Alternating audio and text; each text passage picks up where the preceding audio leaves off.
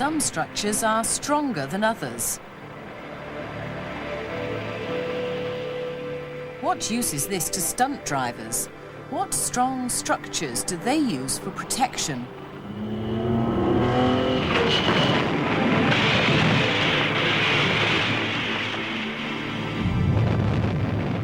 And what is it that makes things collapse?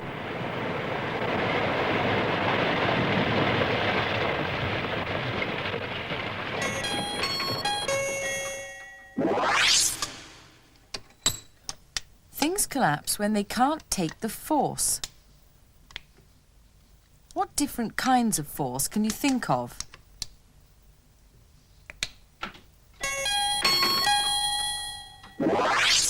There are 4 main kinds of force: push, pull, bend, and twist. Push, pull,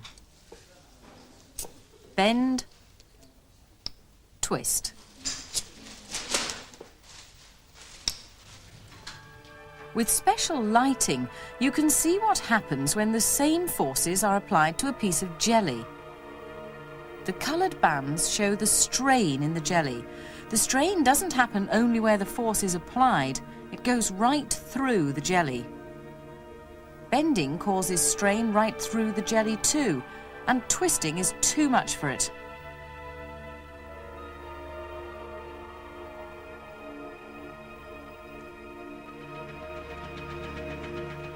What sort of forces are these?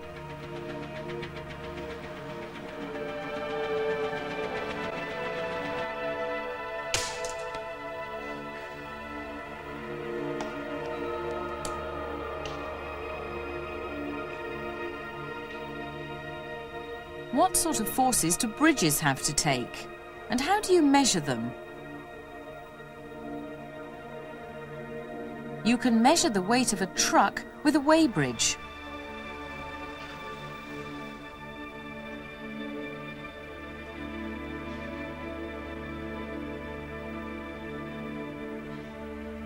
Why do you think some bridges have weight limits on them?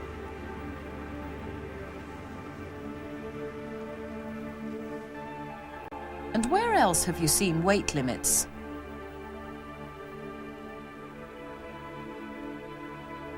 If you were fishing, you wouldn't want your fishing line to break.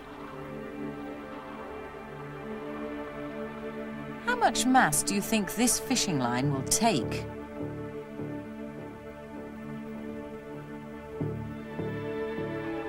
How would you measure the pulling force needed to break something?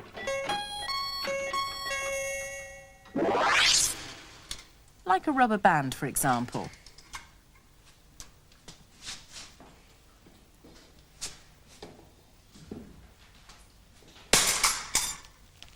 Or a carrier bag.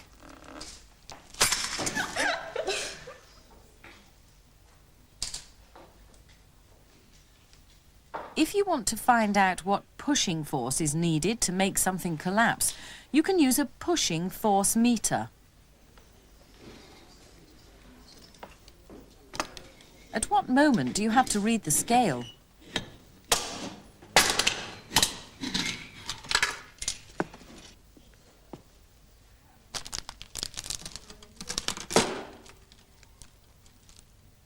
You can calibrate any force meter by using standard Newton weights.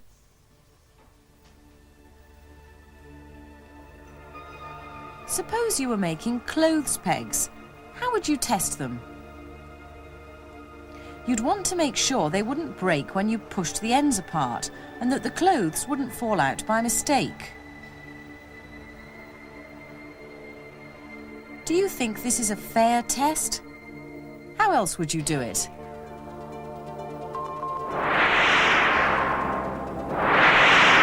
These scientists are making bridges out of spaghetti and other sorts of pasta.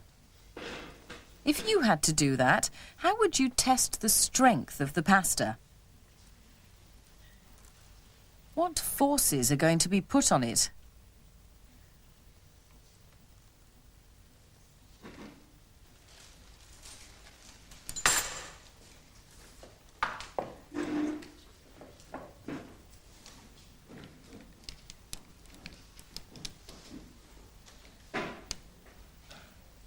Do you think this is a good way of measuring what pushing force is needed to break macaroni?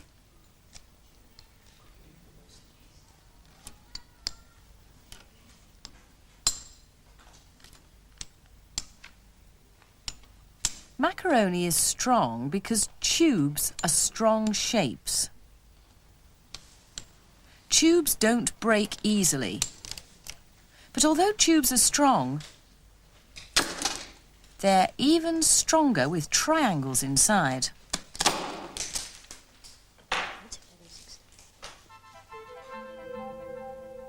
Triangles are strong shapes. And because they're strong shapes, you can build lots of different things from triangles.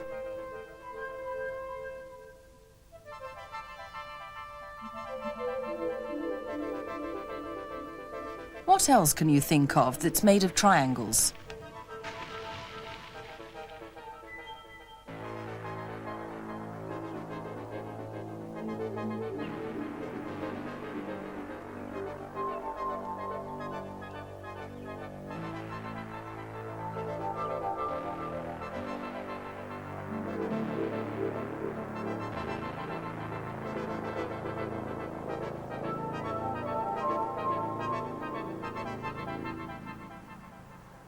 And where else can you find triangles used to hold things up?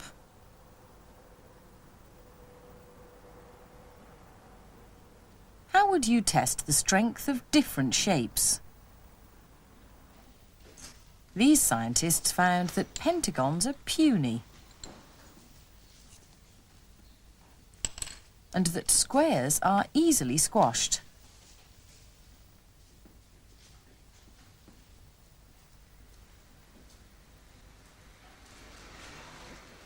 But triangles are tough.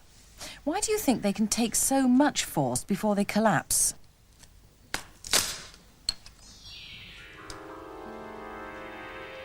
These scientists wanted to design a bridge.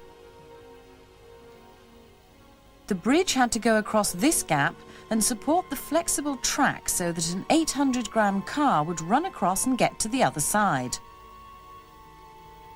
And the bridge had to be built from the least possible amount of spaghetti. First, they tested the spaghetti with various forces. It can take a small bending force, but a much bigger pulling force.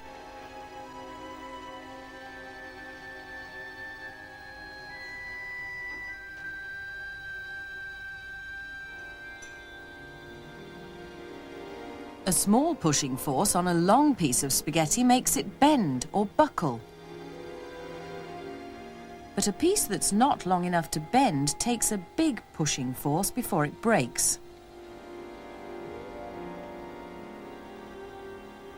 Most of the bridges were made by gluing short pieces of spaghetti into triangle shapes.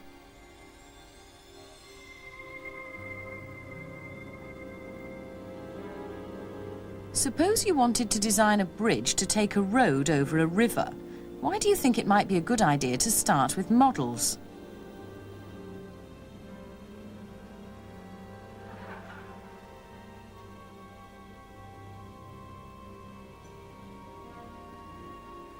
What would model testing save in terms of time, energy and money?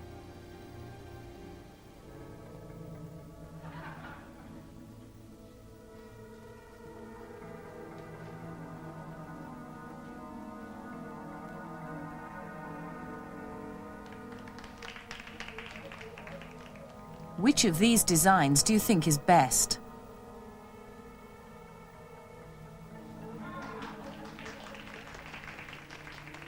Testing model structures is cheap and useful, but sometimes you have to do a full-scale test on the real thing. Radioactive fuel elements are transported in these white flasks. The radioactive rods go in a steel box which fits inside the flask. Each flask costs £250,000 and has a mass of 50 tons. The steel walls are 35 centimetres thick and the lid is held down by 16 huge bolts.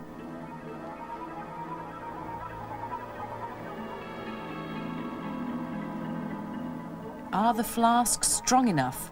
Suppose one was involved in a train crash. Would it break open and spill dangerous radioactive material?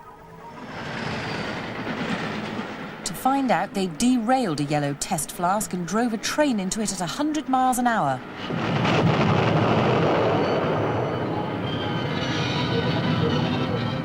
The train suffered a bit, but the flask didn't break open.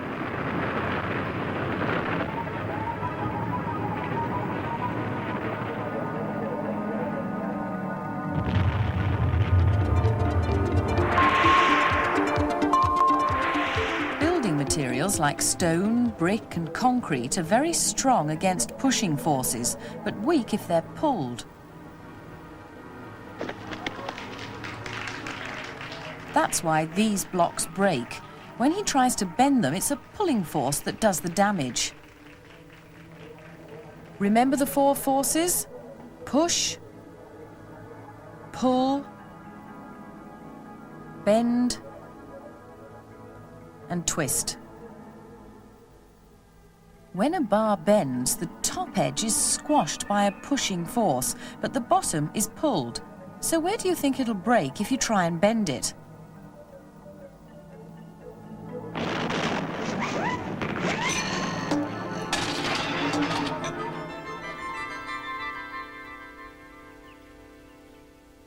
So, bending forces can break stone.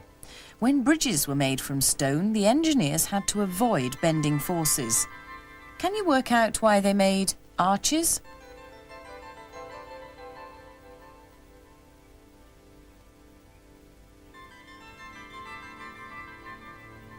In an arch, all the forces are pushing forces, and stone is very strong against pushing forces.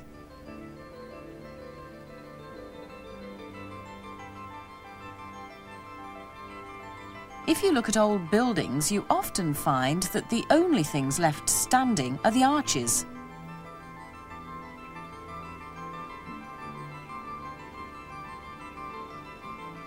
Like tubes and triangles, arches are strong shapes.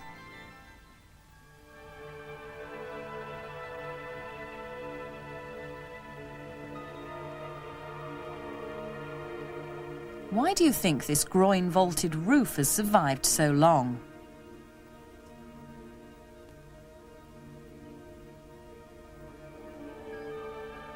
This bridge was cast in iron and put up in 1779.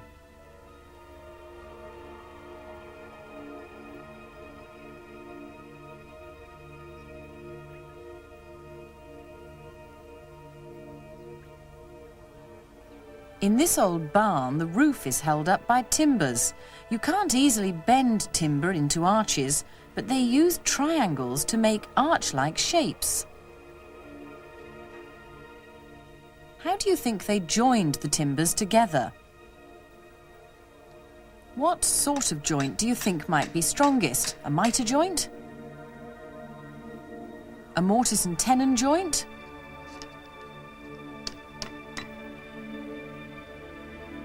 Or a dovetail?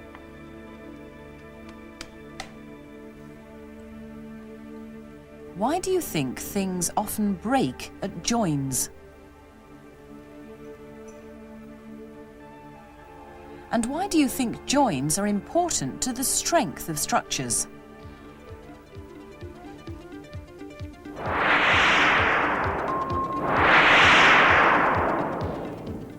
Arches are strong shapes, and arched ribs are what we use to protect our heart and lungs. But the brain is protected by a dome. Why do you think domes are strong shapes?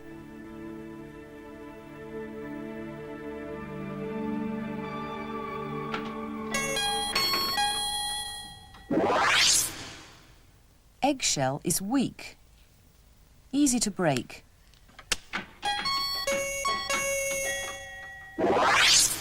What will happen to the eggs in this box?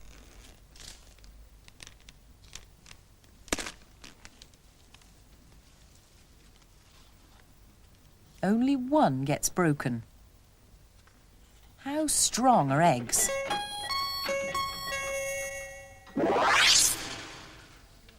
An egg is like two domes joined together. Do you think it will take more pushing force on the side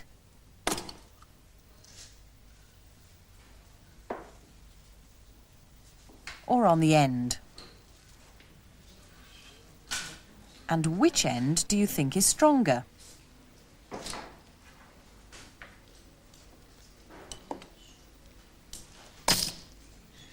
Why do you think it's so hard to break an egg by squeezing it? Remember, eggshell is weak. Why are eggs so strong?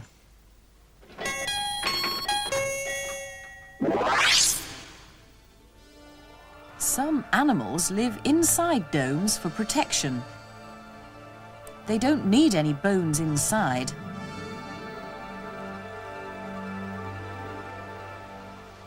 These animals have skeletons inside to hold them up, but animals like crabs have an exoskeleton.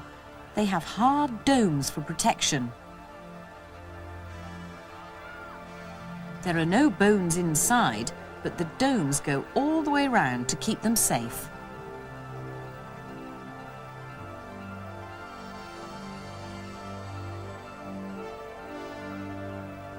Many seashore animals have exoskeletons.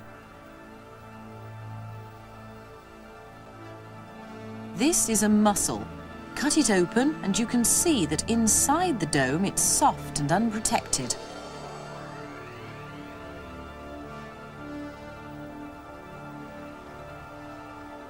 What other animals can you think of with exoskeletons?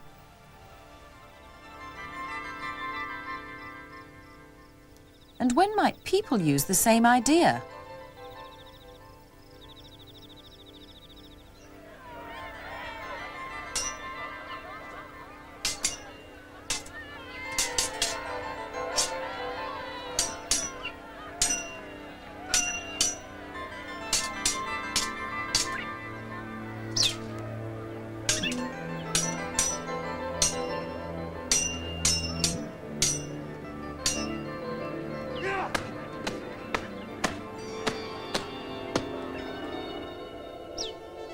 You need protection for lots of different sports. How many can you think of?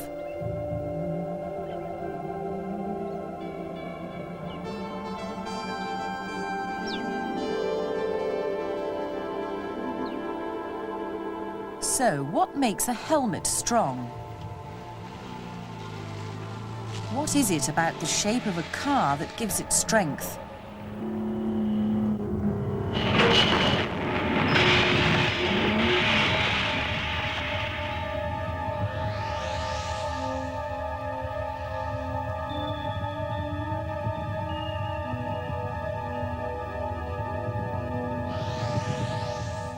Why did the driver wear arches round her neck?